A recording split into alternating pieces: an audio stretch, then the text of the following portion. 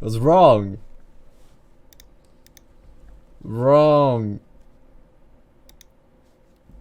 This video is sponsored by none other than Squarespace. The best place to go when you want to get a domain or create definitely are no exception. I'm Swedish myself, and a lot of these things I didn't realize were completely bonkers until I left and moved to another country.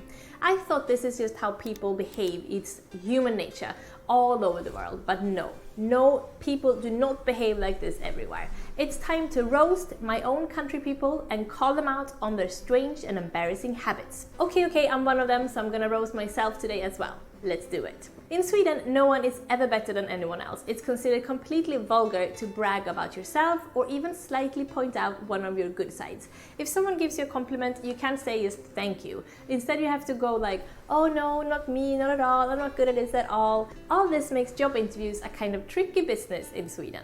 Swedish people's favorite word isn't about love or thank you or please or oh goody or something cute like that. Our favorite word is oj. We say it all the time. It means kinda like oops and wow combined. Oj, the short little ugly word, is used instead of oh really and cool and even excuse me. Yep, if a Swedish person bumps into someone, they will simply say a little oj.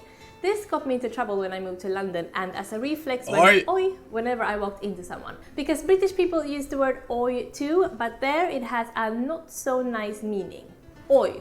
I was the rudest Londoner until I got out of the habit of oying people on the street. You're not allowed to buy alcohol in the supermarket in Sweden. The only place you can get your drinks are at Systembolaget, a specialty shop that closes on 7 on weekdays, 3 on Saturdays, and is closed on Sundays. The lines on Friday evenings and Saturday afternoons are ridiculous. When you're walking in the forest in Sweden, because everyone walks in the forest in my country, you wear rubber wellies. In those wellies, you put crunchy crisp bread. Why? Because there are badgers in Sweden, and an old myth is that when badgers bite you, they don't let go until they hear bones cracking. So naturally, you outsmart the badgers by putting crunchy bread in your boots that will crack, satisfying the badger, and you can both leave the encounter completely satisfied. What? A big problem in Sweden is the boys in the north. Sweden is a very long country, and up in the northern part, it's cold, dark, and gloomy. Beautiful, but oh man, the weather is tough. Also, there are no big cities and not as many work opportunities as in the southern parts, so a lot of Swedish girls have ambitions. They move south the day after graduation, trying their luck in Stockholm or Gothenburg, for example. The boys aren't as ambitious, staying behind, so there are actually whole villages in Sweden with very few young women, only a bunch of very lonely dudes. In Sweden, we don't like to stand out. It has to do with that whole you're not supposed to brag and think you're special kind of thing. So we like dressing the same. If you walk down the street in Stockholm, you'll be convinced that you're seeing the same few people over and over again. Nope, we're just all imitating each other. If you want to be cool in Sweden, you'll speak super cutely to strangers.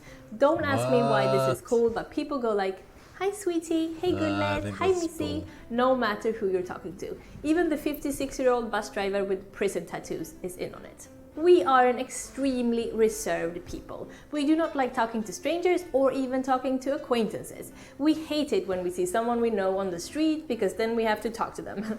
Before leaving the apartment, we look in the little peephole to make sure that no neighbor is out there waiting for the elevator. If there are someone there, we will wait for them to get into the elevator first and we get the next one. If you've ever heard a Swedish person small talk, you'll understand why.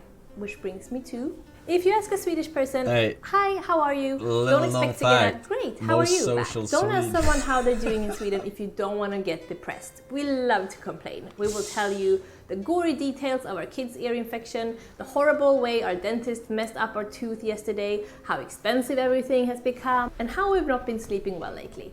Again, it's all about not bragging about your life. Strange as it might sound, we trust society. We believe strangers are good people and we never ever expect to be hustled or tricked. It was a shock for me moving to London and realizing that I had to watch my back. My whole life up until then, I'd just been a trusting person because in Sweden, in general, you really can be. To sound friendly, we like doubling up words to be cute. Puss, Hej, puss. tack tack, mosh mosh, puss puss, tjena tjena, god kväll god kväll. See, it works. Cute and friendly.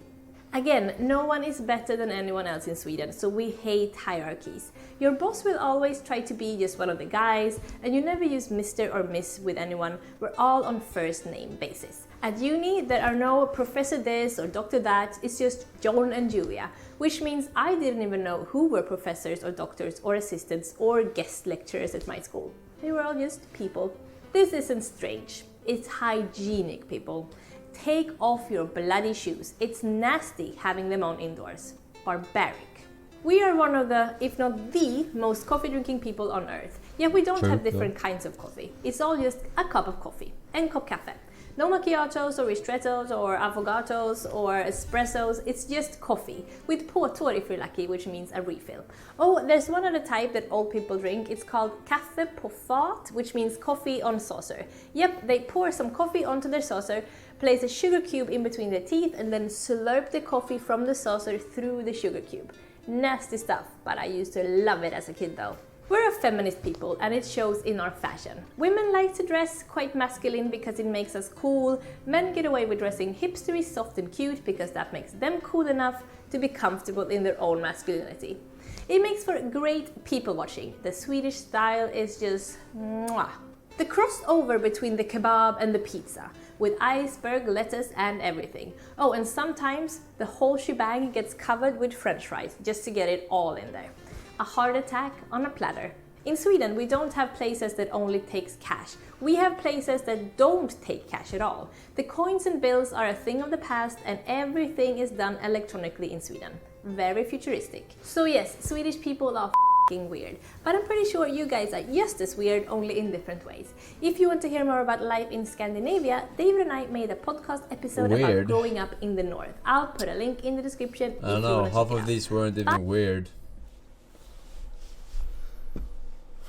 Like cash in the current year, wanting to talk to your neighbor.